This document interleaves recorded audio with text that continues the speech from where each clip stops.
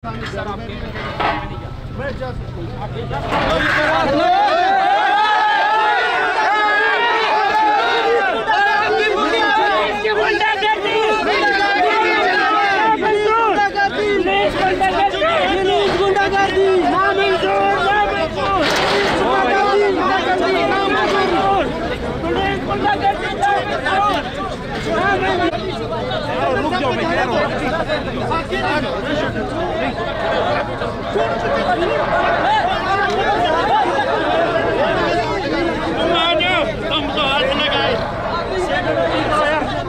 तुमको बता रहा नहीं जाएगा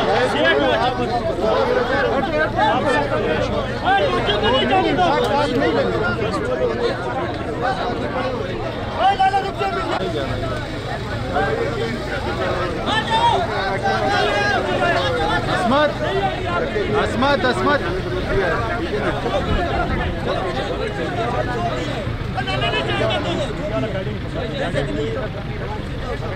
बैठ जाओ, इधर ही बैठ जाओ, इधर ही दे दो, इधर ही बैठ जाओ, इधर ही दे, नहीं इधर ही दे।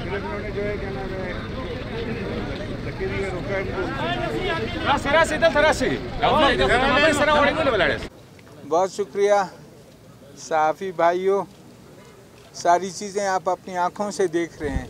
इस वक्त तो हम आपको सिर्फ ये बताएंगे कि कल से एक तरीक़ा वारदात शुरू किया है। जाम की हुकूमत ने हमारे विज़िटर्स को भी तंग करना शुरू किया, गेट्स के लिए बंद किया, और उसके बाद आप हज़रात आते हैं तो आप भी पाबंदी लगाई। कल तो हमने बड़ा नरम अंदाज में हमने कहा ऐसा नहीं होता है। फिर मैंने कल CCPO साहब से भी बात की, मैंने उनको भी बताया कि बाबा तुम एक काम तो करो, हमें गिरफ़्तार करो, बात ख़त्म हो जाएगी। अभी भी ये जो जितने पुलिस वाले सारे खड़े हैं, हमारा एक ही मुतालबा है कि ले जब तुम्हारी भी जान छूट जाएगी, हम लोग भी अपना लीगल वे उठाएंगे। जिस तरीके से जिस तरफ हम जाएंगे हमारा रास्ता भी निकलेगा। अब सूरत हाल ये है कि वहाँ पे उन्होंने पाबंदी लगाई, हम पैदल आए, आपको इधर तक छोड़ा, और उसके बाद फिर इन्होंने भी वो लगा लिए, आपको भी जाने की इजाज़त नहीं दे रहे हैं। तो ये एक किस्म का, इसको आप जमहूरियत तो बहुत दूर की बात है, डिक्टेटरशिप भी दूर की बात है, ये तो जंगल का कानून है और दरिंदगी है। हम निकले भी इसलिए, हमने जो एहतजाज शुरू किया इसी दरिंदगी को ख़त्म करने के लिए, इसी जंगल के कानून को ख़त्म करने के लिए हम निकले हैं। लेकिन जब बात नहीं सुनी जाती, जब इंसाफ नहीं होता, तो फिर हम ये समझते हैं कि फिर हमारा इस रहना भी फिर कोई हैसियत नहीं रखता, हमारा ज़िंदा रहना भी कोई हैसियत नहीं रखता। क्योंकि जब हमारी बात इंसाफ की ना सुनी जाए, बलूचिस्तान के अक़दार को पामाल किया जाए, बलूचिस्तान में कानून ख़त्म हो जाए, कानून का निफाज ख़त्म हो जाए, तो फिर ये लोग पहले से पसमानदा है। फिर जब दरिंदगी का शिकार होंगे तो उनकी हैसियत क्या होगी। ये वो हमारा जो हम निकले हैं या जो हमारा एहतजाज है, आप खुद अंदाज़ा लगाएं कि हमने 19 मई से ये तहरीक शुरू की है कि बलूचिस्तान का अब तक जितना इस्तेसाल इन 3 सालों में हुआ है, ये इस्तेसाल बंद किया जाए। बलूचिस्तान के टैक्स पेयर्स के पैसों को बंदरबांट न किया जाए। ये सारी चीज़ें आपके सामने भी हैं, पूरे बलूचिस्तान के आवाम के सामने भी है। 18/6 तक हमारा ये एहतजाज कारगर नहीं हो रहा था। असम्बली के बाहर भी हमने पड़ाव लगाया, हमारी जो सियासी क़ियादत है वो भी हमारे साथ रही, लेकिन कोई असर नहीं हुआ। 18/6 को इतना जुल्म आजकल दुनिया में कभी भी आप नहीं देखेंगे कि हमारे MPs को बख्तरबंद गाड़ी से कुचलने की कोशिश की। हमारा एक साथी अब भी हॉस्पिटल में इस्लामाबाद में, क्वेटा में इसको रेफ़र किया इस्लामाबाद, कराची के लिए, फिर इस्लामाबाद के लिए। अब उसका ऑपरेशन हुआ है, वो अंडर ट्रीटमेंट है। हमारे 2 और MPs जी मालिक, बाबू रहीम मेंगल और हमारी खातून बहन वो शकीला देवार, वो भी ज़ख्मी हुई। इस तरह हमारे कई MPs को बट मारे गए पुलिस की तरफ से। हम अपने जख्मियों को लेकर इधर थाने आए और दरखास्तें दी कि जी हमारा FIR चाक किया जाए। ये हमारा ज़ख्मी MPA हाथ टूटा हुआ आप लोगों के सामने है। ये हमारी खातून MPA है, इसको ज़ख्मी किया गया है। ये हमारे बाबू रहीम मेंगल साहब है, इनको ज़ख्मी किया गया। सना बलोच को गले से पकड़ के कि तुम्हारी खोपड़ी उखाड़ देंगे, तुम्हारी खोपड़ी जो है उड़ा देंगे। इस तरह नसरुल्लाह ज़ेर, क्या नाम है, अहमद नवाज़ बलोच, अख्तर हुसैन लांगव, इन पे भी बट मारे गए हैं। अहमद नवाज़ को भी ये कमीज़ उनका पट गया, लेकिन पुलिस ने हमारी कोई FIR दर्ज नहीं की। उसके बाद ये हुआ, हम चले गए। उसके बाद ये हुआ कि पुलिस ने हमारे ख़िलाफ़ जाम के कहने पे हमारे ख़िलाफ़ FIR दर्ज की। FIR दर्ज करने के बाद चूँकि हमने समझा कि हम तो लॉ अबाइडिंग सिटीजन्स हैं और ये इतने जो हमें बख्तरबंद गाड़ी से उड़ाने वाले हैं, कोई पाकिस्तान में, कोई बलूचिस्तान में ऐसा देखने वाला नहीं है कि MPA को आज तक किसी ने बख्तरबंद गाड़ी से उड़ाया है। पूरे बलूचिस्तान में इस किस्म सबकी आंखें बंद हैं, सब अंधे हैं, सब बहरे हैं, सब गूंगे हैं, किसी को सब बेहिस हैं। उनको हमारे मारने से खुशी होती है तो हम अब भी इनको कहते हैं कि बाबा हमें मार दो, तुम्हारी जान छूट जाएगी। तुम अगर बख्तरबंद गाड़ी चला सकते हो तो एक प्रेस भी हम पे चला लो, तुम्हारी जान छूट जाएगी। लेकिन अगर तुम ये समझते हो कि जाम छूट जाएगा, कतई नहीं छूटेगा। जाम की जान कतई नहीं छूटेगी। जाम ने जो भी करप्शन की है, जो कानून को पामाल किया है, जो लोगों के साथ जुल्म किया है, जो जंगल का कानून नाफिज किया, एक एक पाई का उसके साथ हिसाब होगा, ऐसा नहीं छोड़ा जाएगा इंशाअल्लाह। उसके बाद हम आए थाने, आज 12वां दिन है, हम यहाँ बैठे। हमारा एक मुतालबा है जी, हमारा मुतालबा ये है कि हमारे खिलाफ जितने तुम्हारे पास PPC के दफात थे, सेक्शंस थे, वो सारे तुमने हमारे खिलाफ लगा दिए। अब ये करो कि हमें गिरफ्तार करो। अब 12 दिन के बाद भी हमारी दरख्वास्त नहीं मानी जाती है गिरफ्तार करने की, तो हमारे लिए कौन सा रास्ता रह गया? हम इन पुलिस वालों से पूछते हैं कि वो रास्ता तो बताओ। 12 दिन से हम बैठे हैं, हमें नहीं गिरफ्तार कर रहे हो। ये मजिस्ट्रेट साहब हैं, ये जो लॉ इन्फोर्सिंग एजेंसीज के ऑफिसर्स हैं, ये जो एडमिनिस्ट्रेशन के ऑफिसर्स हैं, हम उनसे ये पूछते हैं कि भाई तुम बताओ हम कहाँ जाएं, तुम बताओ हम कौन सा रास्ता इख्तियार करें। हम कहते हैं हमें गिरफ्तार करो, और बदनीयती से, द्रोहगोई से वो अखबारात में दे देते हैं कि जी हमने FIR विड्रॉ किया। भाई FIR विड्रॉ किए तो उसकी पर्ची ला कर दो। अगर तुमने कोई, लेकिन हमारे पास 5 दफ़ा इन वज़रा की वफूद आए और आखिरी दफ़ा आज 4था दिन है, उन्होंने कहा कि जी आधे घंटे के बाद हम आएंगे, FIR विड्रॉ करेंगे, बाकी बातें फिर बाद में देखी जाएंगी, आपके खिलाफ FIR विड्रॉ होगा।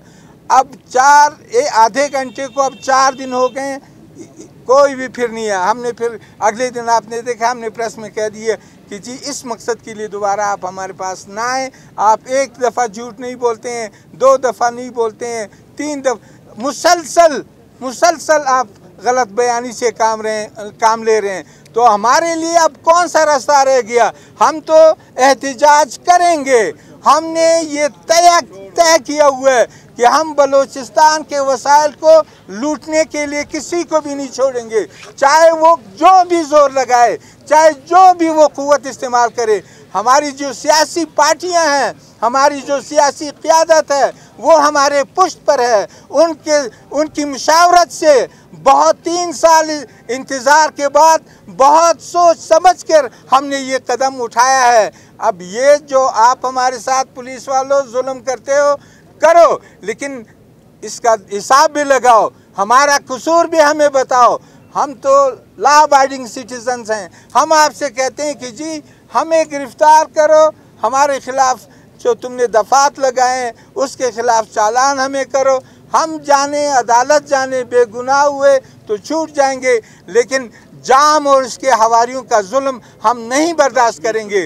इस सूबे में जो कुछ हो रहा है, ये सब आप देख रहे हैं।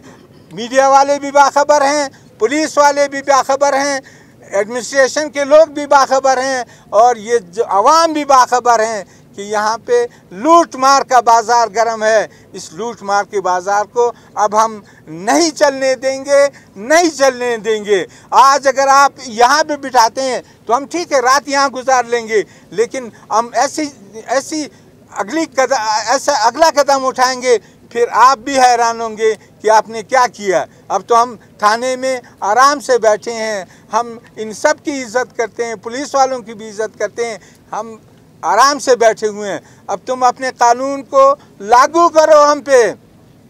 अगर नहीं लागू करोगे तो हमारा एहतजाज तो रहेगा, हमारी सियासी जमातें निकलेंगी और फिर ऐसा कदम होगा कि जाम साहब आपको के लिए कोई भी रास्ता नहीं बचेगा। तो इसलिए मैं ये अर्ज़ करता हूँ कि हमें पुलिस वालों से भी कहता हूँ कि हम जाके वहाँ पे पुरअमन एक आधे घंटे का प्रेस कॉन्फ्रेंस है, हम वो करेंगे। हमारे लोग हैं, मुअज़्ज़िज़ीन हमारे पास आते हैं, बलूचिस्तान के कबायली सरदार नवाब हमारे पास आते हैं, चैम्बर ऑफ कॉमर्स के लोग आते हैं हमारे पास, मुख्ताजिर जो भी माशरे के जो इज़्ज़त वाला तबका है, सहाफ़ी हज़रात हमारे पास आते हैं। आप उनको रोकते हैं तो ये बुरी बात है, गलत बात है। आप अपने बड़ों को बताएं, आप उस बात के पाबंद हैं जो कानूनी हो। आपको सुप्रीम कोर्ट ने भी ये कहा है, आपको हाई कोर्ट ने भी कहा है, आपको अपना ज़मीर भी कहता है। आप जो ओथ उठाते हैं सर्विस में आने के लिए, वो आपका आइन भी आपको ये बताता है कि कोई गैर कानूनी आर्डर अपने सुपीरियर्स का मत मानो।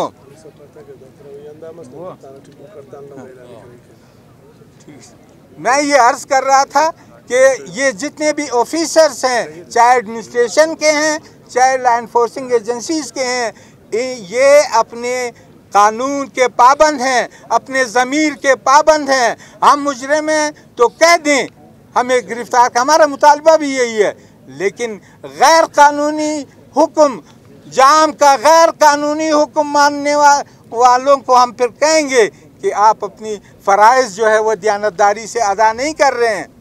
जाम वो हर हुक्म अदा करता है जिससे अपोजिशन क्रश हो, जिससे उसके लिए जो बलूचिस्तान के वसाइल लूटने का मौका हो। ऐसा भी नहीं होगा।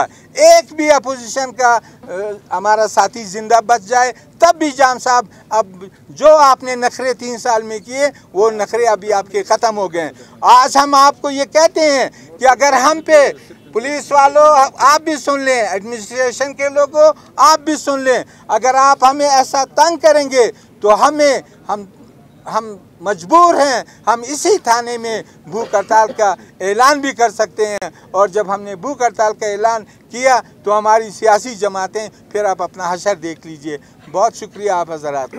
देखिए साफ़ी साहब, मैं 2 बातें आप दोस्तों के सामने रखता हूँ। हमने उस दिन असेंबली में भी चीख के कहा कि यहाँ पे जाम जो है पुलिस को इस्तेमाल कर रहा है और पुलिस फोर्स जो है ये गुंडा फोर्स बन गई है। यहाँ पे जो है पंजाब के कल्चर के मुताबिक पुलिस को सियासत में इस्तेमाल किया जा रहा है, सियासी वर्करों के खिलाफ इस्तेमाल किया जा रहा है। उसकी एक झलक हमने आज आपको इस रोड पे भी दिखा दी। आज आप मीडिया वाले भी इसकी गवाह हो कि आज आपको भी यहाँ पे रोका गया। जब हम आए ये बताने के लिए कि मीडिया के दोस्तों को छोड़ा जाए, हमारे साथ आपके इन कैमरों की आंखों ने भी देख लिया कि हमारे साथ हम 3 MPA और अपोजिशन लीडर हमारे साथ थे। हमारे साथ के जो रवैया रखा गया, AC हमें धक्के दे रहा है, SP हमें धक्के दे रहा है, पुलिस के सिपाही हमें धक्के दे रहे हैं, पुलिस के इंस्पेक्टर हमें धक्के दे रहे हैं। तो ये रवैया जो है, ये जाम कमाल जो है यहाँ पे वो पंजाब कल्चर को मुतारिफ कराना चाह रहा है। पुलिस की गुंडागर्दी के ज़रिए सियासी कारकुनों को दबाने की कोशिश की जा रही है और इस मकसद के लिए ख़ासकर पुलिस के जो स्पेशल गुंडे पंजाब से मंगवाए गए हैं और उनको यहाँ पे पोस्ट दी गई है ताकि यहाँ पे वो पंजाब मॉडल के मुताबिक जो है यहाँ पे पुलिस को सियासत में घसीट के पुलिस को और आवाम को जो है वो एक दूसरे के मुकाबिल खड़ा करके पुलिस को और आवाम को, फोर्सेस को जो है दस्तो गिरेबान करके वो वहाँ आराम से बैठ के अपनी PSDP के मज़े लूटते रहे। इस बात की मालिक साहब ने कहा कि हम कतई इजाज़त नहीं देंगे और पुलिस के इस रवैये के ख़िलाफ़ अब हम अपनी कायदीन की इससे मशावरत भी करेंगे और पुलिस के इस रवैये के ख़िलाफ़ हो सकता है कि हम ये फैसला कर लें कि हम इस थाने के अंदर तादम मर्ग भूख हड़ताल भी कर सकते हैं। अगर पुलिस की रविश यही रही, पुलिस ने हमारे मुलाकातियों को, यहाँ पे इज़्ज़तदार लोग जो हमारी मुलाकात के लिए आते हैं, उनको बेइज्जत करने की कोशिश की, उनको रोकने की कोशिश की, तो हम इसी थाने में तादम मर्ग भूख हड़ताल की कॉल भी दे सकते हैं।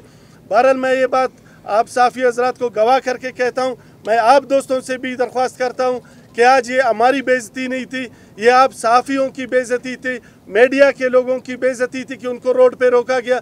हम मलिक सिकंदर, अहमद नवाज़, असगर तरीन, आजी जाबिद, हम आपकी इज़्ज़त की खातिर यहाँ पे रोड पे निकले थे। आपकी इज़्ज़त की खातिर आज एक दफ़ा फिर हमें धक्के दिए गए। आपकी इज़्ज़त की खातिर एक दफ़ा फिर हमारे गिरेबानों पे हाथ डालने की कोशिश की गई।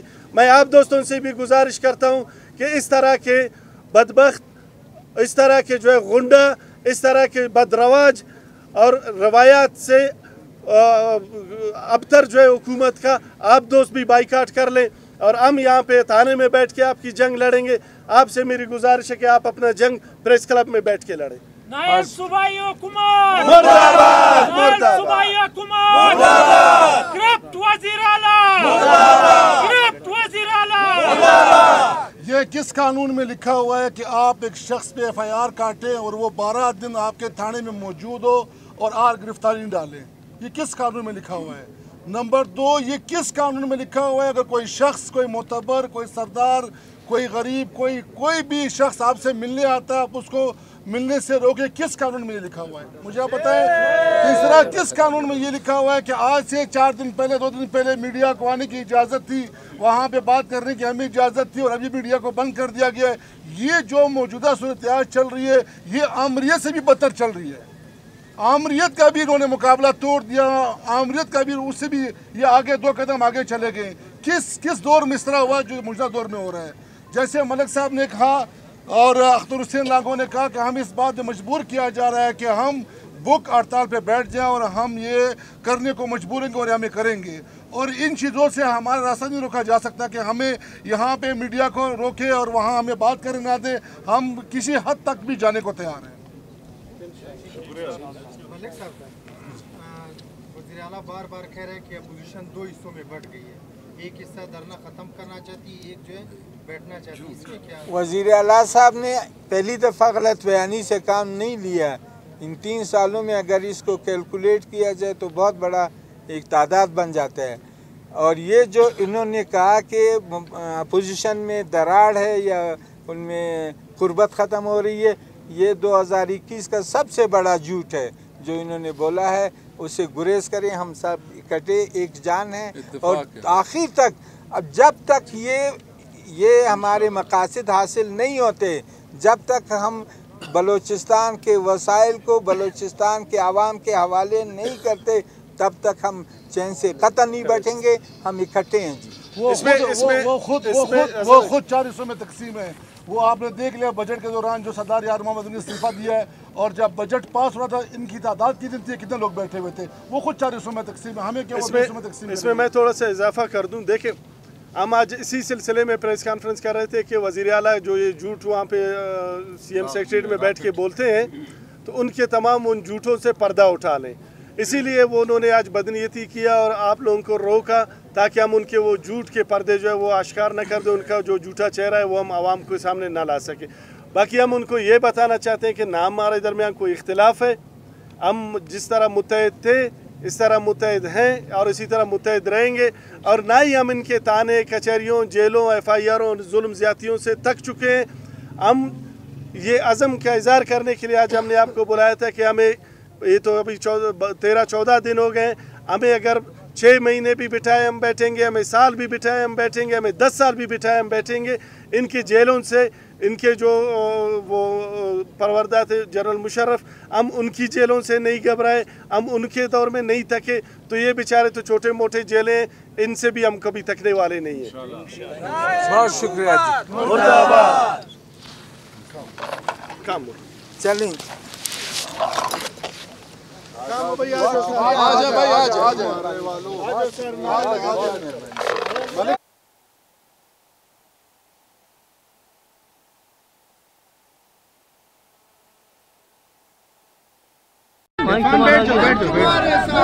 अपोजिशन कदम बढ़ा। बहुत शुक्रिया जी, बहुत मेहरबानी सर, थैंक यू।